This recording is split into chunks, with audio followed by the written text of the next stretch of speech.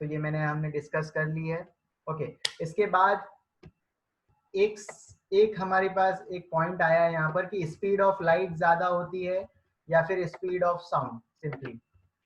तो ये मुझे आप बताओ कि आपको क्या लगता है किसकी स्पीड ज्यादा तेज है? साउंड की स्पीड ज्यादा तेज है या light? Light light light light okay, light की स्पीड ज्यादा तेज है।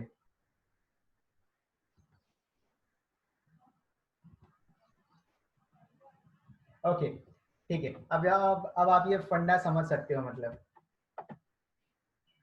Fantastic, everyone is writing in the chat box light. तो यहाँ पर जैसे कि जब आपने देखा है बिजली कड़कती है, ठीक है, अभी रेनी सीजन है, तो मतलब कि आपने देखा होगा कि पहले आपको बिजली दिखती है, ठीक है, थंडर स्टॉर्म आपको पहले दिखता है और बाद में आपको मतलब कि साउंड आता है। पहले आप लाइटनिंग देख लेते हो, उसके बाद आपको ये दिखती है, मतलब कि आवाज आती है बाद में, राइट? ऐसा ही होता है। Yes sir. ठीक है, ये चीज अगर आपको पता है तो ये प्रोसेस बहुत सिंपल हो जाएगा, क्योंकि स्पीड ऑफ साउंड एयर में कितना होता है, अभी आपने बताया कितना होता है? 330 मीटर पर सेकंड। मीटर पर सेकंड। ओके, तो ये हो गया आपका 330 मीटर पर सेकंड सिंपली। ओके, अब स्पीड ऑफ लाइट कितनी होती है? 3 into 10 raised to 8. 3 into 10 raised to 8। 3 multiply by 10 to the power 8। ठीक है, यही होती है। तो आप कंपेयर कर सकते हो कि यहाँ पर एक साइड तो 330 दे रखा है और यहाँ पर अगर इस टर्म को मैं ऐसा नहीं लिखूं तो 3 के बाद 8 0 अगर मैं लगा दूं, ये 4 0 हुआ, 5 6 7 8। तो अब हम कंपेयर अगर करें तो हमको दिख रहा है यहाँ पर कि speed of light is far far far greater than speed of sound. ठीक है, तो इसलिए ड्यू टू दिस रीजन, इसी रीजन की वजह से हमें जब लाइटनिंग और थंडर होता है तो लाइटनिंग हमको पहले दिखती है, थंडर हमको बाद में आता है, आवाज हमको बाद में आती है। तो आपको पता पड़ गया, आपसे यही क्वेश्चन आपसे पूछेंगे स्कूल्स में सिंपली कि व्हाई द, ठीक है, कि लाइटनिंग आपको पहले दिखती है, साउंड आपको बाद में क्यों आता है, तो दिस इज द रीजन। ठीक है, यही स्लाइड में मैंने बता रखा है। ठीक है, मैं स्लाइड एक बार बता देता हूँ। और the speed of sound in air is 330 metre per second. The speed of light in air is about 3 multiplied by 10 की power 8 meter per second. Speed of light is faster than speed of sound. This is the reason, this is why the thundering sounds are always heard a little after seeing the flash of light. ठीक है, flash of light आने के बाद आपको sound सुनाई देता है। Both lightning and thundering occur together, दोनों एक साथ होती है, पर हमको एक्चुअली डिले इन हियरिंग होती है, हमको सुनाई अलग अलग टाइम पे पड़ रही है। वो इसलिए पड़ रही है due to difference in the speed of sound and light. समझ में आया बच्चों? Yes, sir. Yes sir. Okay okay, अब ये थोड़ी सी वाइब्रेशन की बात आ गई हमारी कि वाइब्रेशन एक्चुअली क्या होता है। तो it is the two and fro या फिर बैक एंड फोर्थ मोशन होता है ऑफ एन ऑब्जेक्ट। वाइब्रेशन को ही आप कहते हो ओसिलेटरी मोशन। ठीक है, अगर ओसिलेट करती है चीजें, आगे पीछे जाती रहती है, तो उसको बोलते हैं ऑसिलरेशन। ठीक है, यहाँ पर एक सिंबल आपको पेंडुलम दिख रहा होगा कि यहाँ पर वॉल से आपने कनेक्ट कर दिया एक बॉल।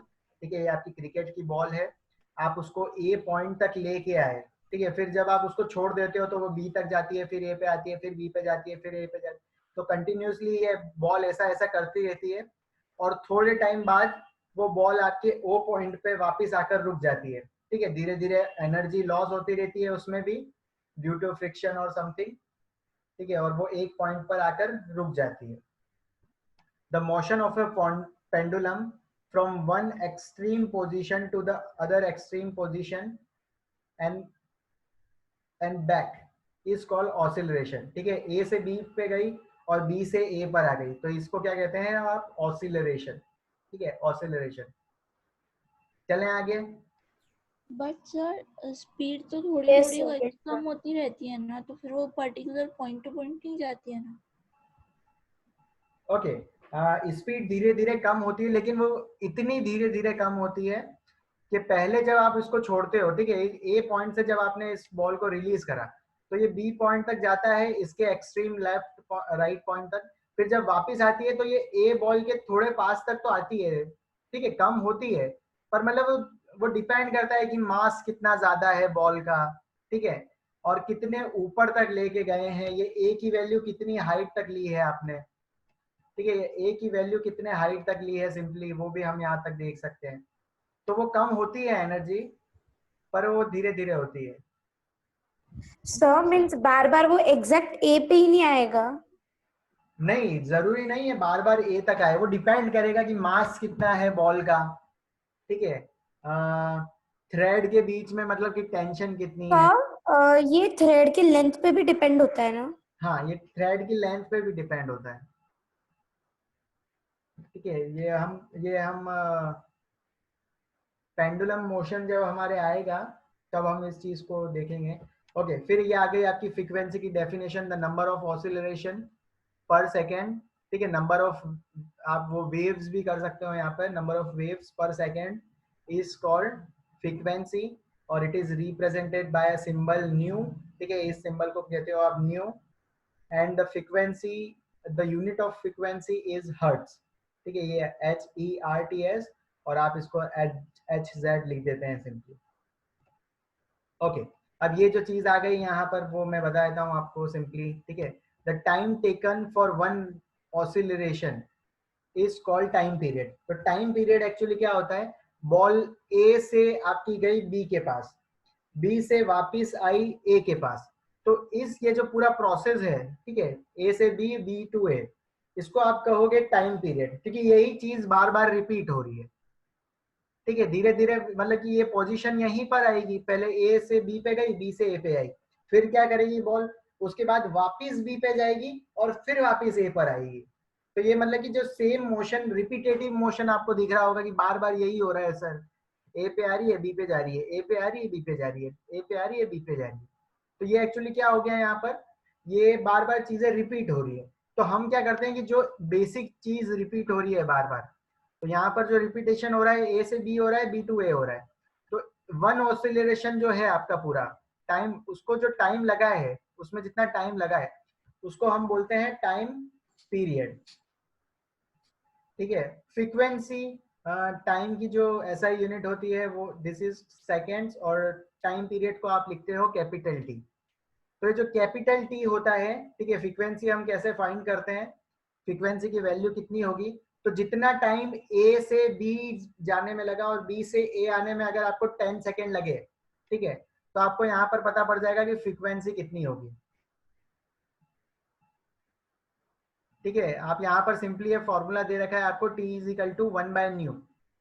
तो यहाँ ये T जो है आपका time period for one complete wavelength है, ठीक है। जहां पर भी रिपीट जो भी मोशन हो रहे हैं ना, बार बार जो कि मोशन, जैसे कि जो भी मोशन रिपीट हो रहे हैं, वेवलेंथ बार बार रिपीट हो रही है, सेम वेवलेंथ, ठीक है, तो हम क्या करते हैं, टाइम पीरियड नोट कर लेते हैं कि उस वेव को वहां से वहां तक आने में कितना टाइम लगा, उसका 1/, ले लेते हैं, तो उससे हमको फ्रीक्वेंसी मिल जाती है। या फिर अगर फ्रीक्वेंसी अगर आपको दे रखी है direct, the frequency of this bulb, ठीक है, बल्ब मोस्टली मैं लाइट वाला आपको बता रहा हूँ, ठीक है, अगर कोई साउंड प्रोड्यूस कर रहा है, ठीक है, जैसे कि आप फ्लूट बजा रहे हो और फ्लूट से मतलब कि जो फ्रीक्वेंसी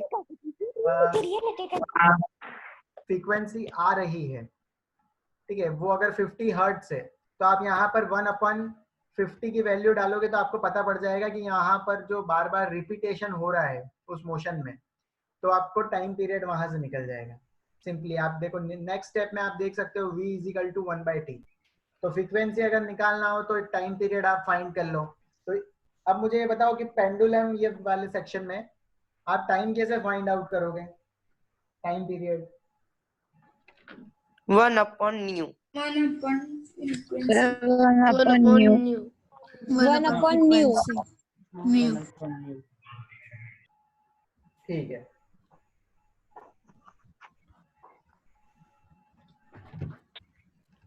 ओके। अब उसके बाद यहाँ पर एम्पलीट्यूड आपने पूछा था सर डेफिनेशन, तो ये आ गई आपकी definition, the maximum displacement of a oscillating body from is centre position. तो यहाँ पर जैसे कि आप ये देख सकते हो, ये वेव है आपकी, ठीक है, ये वेव प्रोड्यूस हुई, साउंड आप जैसे मुंह से बोल रहे हो तो ये आगे ऐसे ट्रैवल हो रही है, ऊपर जा रही है, नीचे आ रही है, ऊपर जा रही है, नीचे आ रही है, ये ऊपर गई, ठीक है, मेरा कर्सर ध्यान से देखते रहो, ये ऊपर गई, नीचे आई, ऊपर आई, और ये इतनी तेज होता है, मतलब कि आप मतलब ये देख नहीं सकते, इतना तेज, जितना मेरा कर्सर चल रहा होगा उससे भी बहुत तेज ये मतलब ट्रैवल कर जाता है आगे, ठीक है। 330 मीटर पर सेकेंड, मतलब कि बहुत ही ज्यादा तेज। हम जो हमारी स्कूटी या बाइक या बाईसाइकिल भी चलाते हैं वो 40 मीटर पर सेकेंड या फिर 40 किलोमीटर पर सेकेंड की स्पीड से चलाते हैं, वो भी इतनी तेज नहीं चलती है जितनी की साउंड चलता है। सर यस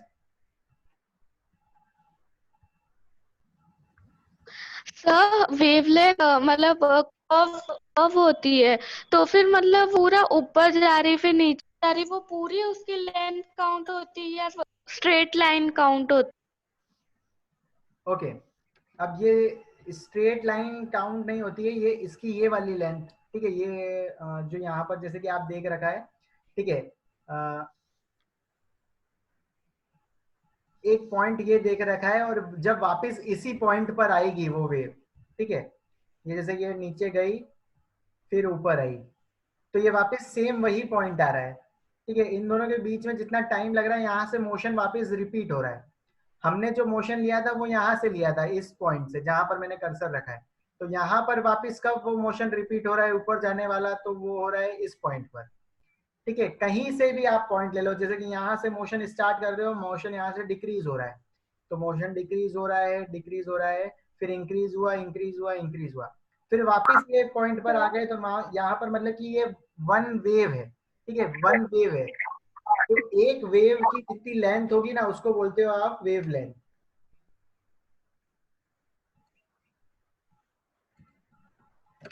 सर जहाँ से स्टार्ट किया था वहां पे एंड हो गई, तो एक वेवलेंथ खत्म हो गई ना? हाँ वो खत्म हो गई, खत्म नहीं हो गई, आपको जैसे ये आगे जाती हुई दिख रही है ना, ये एक वेवलेंथ ही हाँ है, सर, मतलब एक वेवलेंथ वहीं तक रहेगी ना जहाँ तक वो स्टार्ट हुई और फिर से वो पॉइंट पे आ गई। ठीक है, हाँ वही, ये वेवलेंथ आगे बढ़ती जा रही है, ये जो आपको कंटिन्यूस ऐसा दिखा रखा है कि वो आगे से गायब हो जाएगी, ये पीछे से गायब हो गई, वो आगे आ गई, ये फिर यहाँ से गायब हो गई, ये आगे आ गई, फिर वो यहाँ से गायब हो गई, ये इस साइड आ गई, तो ऐसे कंटिन्यूस ये क्या करती जा रही है, आगे आगे आगे चलती जा रही है। इसका ये जो एरो दिखा रखा है आपको बीच लाइन में, ठीक है, तो ये शो कर रहा है कि ये एक्चुअली इसका जो मोशन हो रहा है ना बच्चों, पहले ये ऊपर की तरफ जा रही है, फिर नीचे की तरफ जा रही है, फिर ऊपर की तरफ जा रही है, फिर नीचे की तरफ, इसका मतलब कि ये 2 डायमेंशन एक्चुअली हो रहा है, ठीक है, 2D में ये ट्रैवल कर रही है, और इसका जो ओवरऑल मतलब मोशन हो रहा है वो इस एरो के से हम बता सकते हैं कि ये सिर्फ आगे की तरफ मूव कर रही है।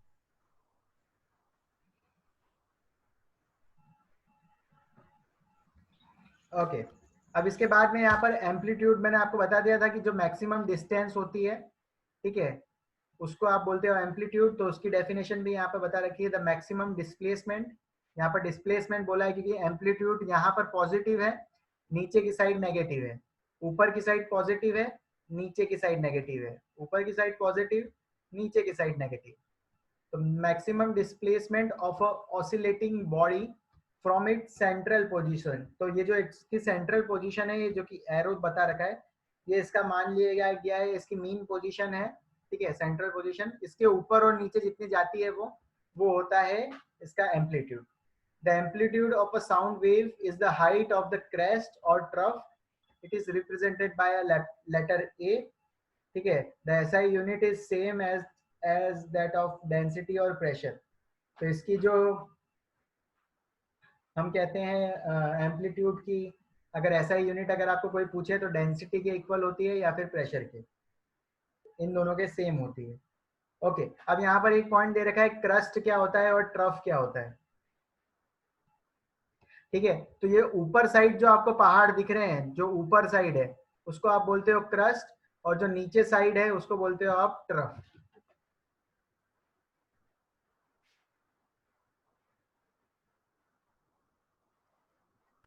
Okay sir. सर धीरे धीरे फ्रीक्वेंसी भी डिक्रीज होती है। Yes sir. Okay, frequency frequency तो बच्चों हम एक्चुअली क्या करते हैं, 2 पॉइंट के बीच में जितनी वेव गई है वो हम कैलकुलेट करते हैं।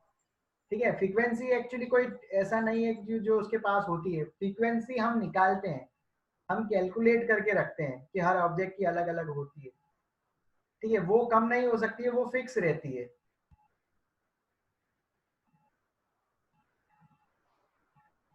ठीक है, ये जो ऊपर वाले पहाड़ दिख रहे हैं आपको, ये हो जाएंगे आपके क्रेस्ट, और ये जो नीचे जब जा रहे हैं तो इसको आप बोलोगे ट्रफ।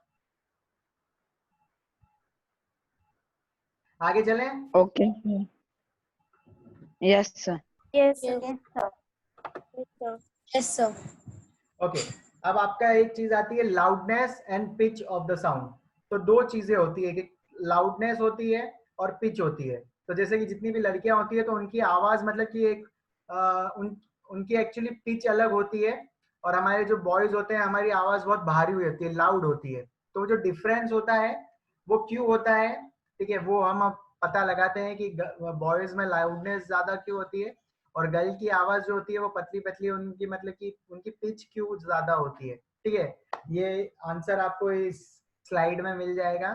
ठीक है, तो loudness of sound depend upon the amplitude of vibration.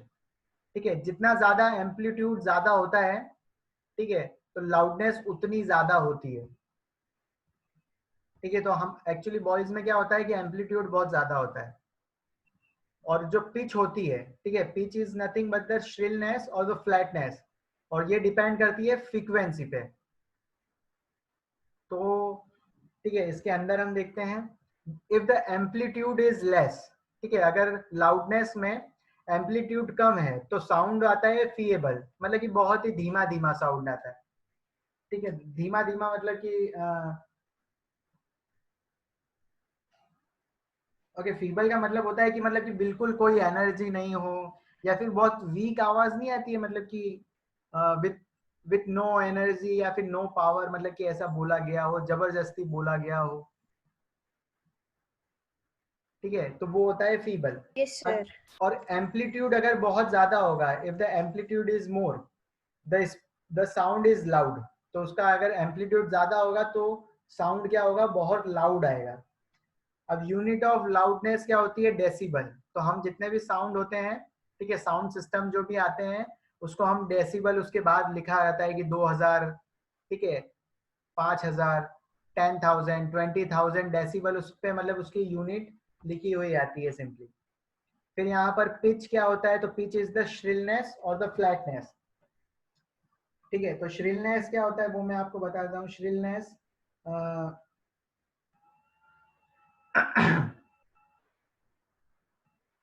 ठीक है, एक्चुअली ये एक क्वालिटी ऑफ साउंड बताता है श्रिलनेस। तो जैसे कि लड़कियों की आवाज होती है ना, तो वही होती है एक्चुअली एक श्रिलनेस कहते हैं उसको। ओके, फिर ये एक्चुअली डिपेंड करती है, पिच जो डिपेंड करती है वो फ्रीक्वेंसी पे डिपेंड करती है। If the frequency is less, ठीक है, फ्रीक्वेंसी कम होगी तो साउंड की क्या हो जाएगी, लो पिच हो जाएगी। जैसे कि साउंड ऑफ अ ड्रम, ठीक है, साउंड जैसे कि ड्रम का जो साउंड आता है उसकी लो पिच होती है, क्योंकि उसकी फ्रीक्वेंसी बहुत कम है। और जो साउंड ऑफ एडल्ट होते हैं उनमें भी एक्चुअली लो पिच होती है। ठीक है, तो इसलिए जो छोटे बच्चे होते हैं वो जब रोते हैं तो उनकी एक्चुअली हाई पिच होती है, तो मतलब कि वो दूर दूर तक सुनाई दे जाती है। If the frequency is more, अगर फ्रीक्वेंसी ज्यादा होगी, the sound has a high pitch. जैसे कि मतलब कि विसल है आपकी, विसल में क्या होती है, फ्रीक्वेंसी हाई होती है, तो उसकी मतलब कि हाई पिच वो कानों में चुभती है, जिनकी भी हाई पिच होती है वो कानों में चुभती है। जैसे कि बच्चा रो रहा है तो बच्चा भी जो रोता है तो उसकी भी फ्रीक्वेंसी एक्चुअली क्या होता है, बहुत ज्यादा होती है, और इसलिए बच्चों की आवाज हमारे कानों में चुभती है अगर वो रोते हैं तो। Okay, wait a second. Okay Ashmi, I was asking for the SI unit of amplitude. ठीक है, इसकी जो एसआई यूनिट होती है वो प्रेशर और डेंसिटी के बराबर होती है आशमी। ठीक है, पास्कल के बराबर भी होती है। मतलब सर पास्कल ही है ऐसा यूनिट ऑफ एम्पलीट्यूड? ठीक है, इसके अलग अलग मतलब कि आपको ऑप्शन जैसे कि दिया जाए ना, कि अगर डेंसिटी का ऑप्शन दे रखा है केजी पर मीटर क्यूब, तब आपको वो यूज करना पड़ेगा। तो अगर आपको प्रेशर की कोई यूनिट दे रखी है, जैसे कि आपको पास्कल दे रखा है, या फिर एटमॉस्फेयर प्रेशर दे रखा है, या फिर आपको mmFg दे रखा है, तो आपको वो यूज करनी पड़ेगी। सर मतलब कोई ऐसी पर्टिकुलर एसआई यूनिट नहीं है? सर फिर हम कौन सी भी यूज कर सकते हैं डेंसिटी और प्रेशर की? ओके ठीक है। अभी मैं आप जैसे कि कंफ्यूज हो जाओगे, ठीक है, मैं आपको वो चीज नहीं बताता हूँ। ओके, जो आप सिर्फ ये ध्यान रखो, ठीक है, कि ये जो okay, if I ask you the SI unit of wave, तब आप मुझे क्या बताओगे? Sir please repeat the Sir, question. repeat the question. Okay, what is Yes, the SI unit of wave?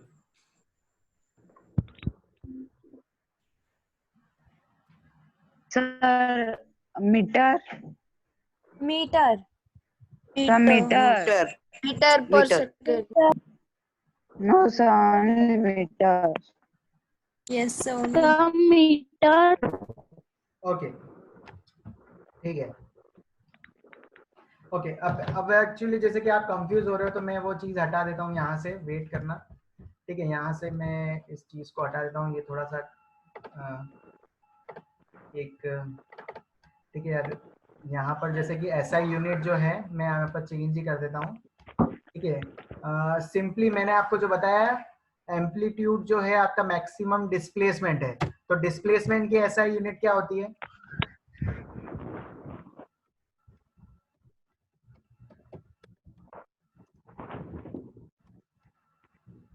Distance की एसआई यूनिट क्या होती है बच्चों?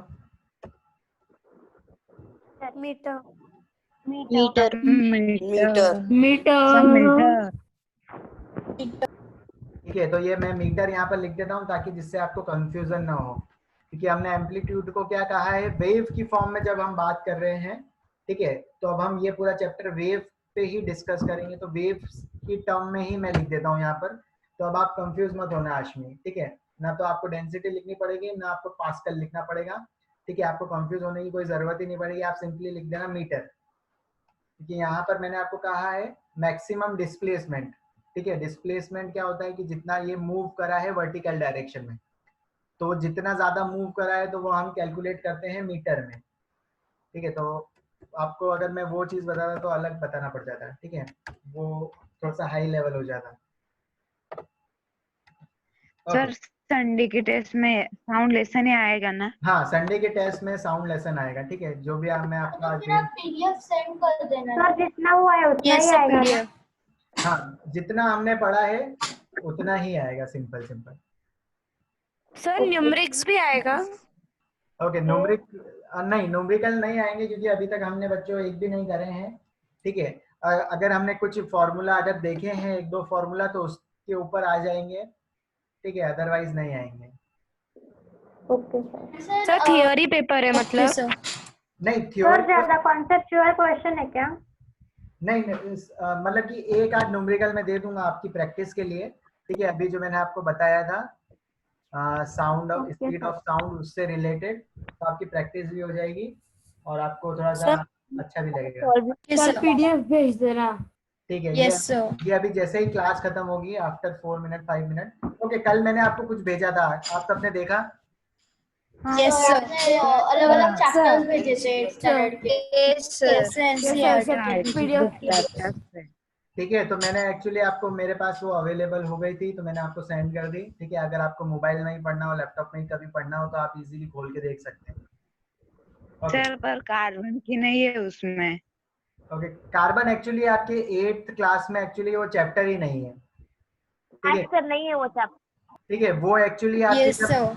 आगे जब आप कंपटीशन एग्जाम के लिए फाइट करेंगे ना, 9th में 10th में, अभी ओलंपियाड एग्जाम जो होगा आपका 8th क्लास के बाद, ठीक है, तो जितने नेशनल एलिजिबिलिटी टेस्ट होते हैं, ओलंपियाड एग्जाम होते हैं, ये सब एक दूसरे एग्जाम होते हैं, तो उसमें कार्बन चैप्टर ही आता है, और बच्चे को मतलब कि बुक्स में, स्कूल में ये कार्बन चैप्टर बताते ही नहीं है, जबकि कार्बन चैप्टर कितना इंपॉर्टेंट चैप्टर है,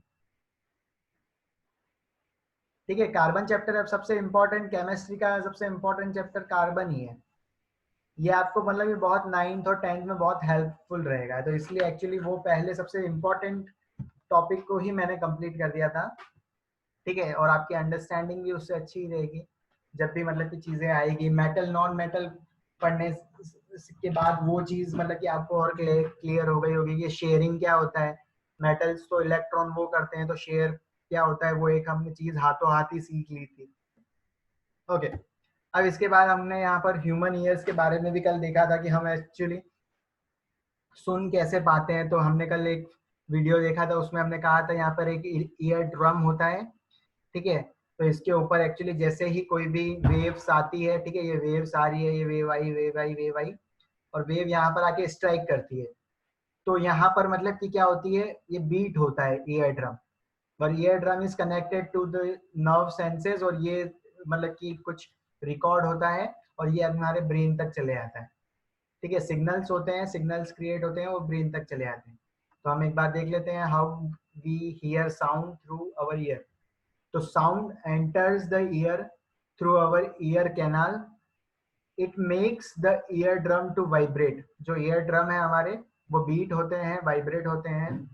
देन उसके बाद क्या होता है, the eardrum sends vibration to the inner ear, ठीक है। ये अंदर वाले कुछ ईयर हैं, यहाँ पर इन वाइब्रेशन को भेज देता है। फिर यहाँ से क्या होते हैं, सिग्नल्स फॉर्मेशन हो जाती है।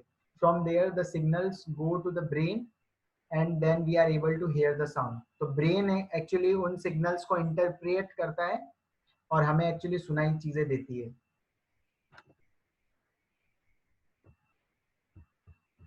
ठीक है। ओके, अब मैं यहीं तक एक्चुअली आज का सेशन रखता हूँ, और आपको यहाँ तक का ये प्रेजेंटेशन में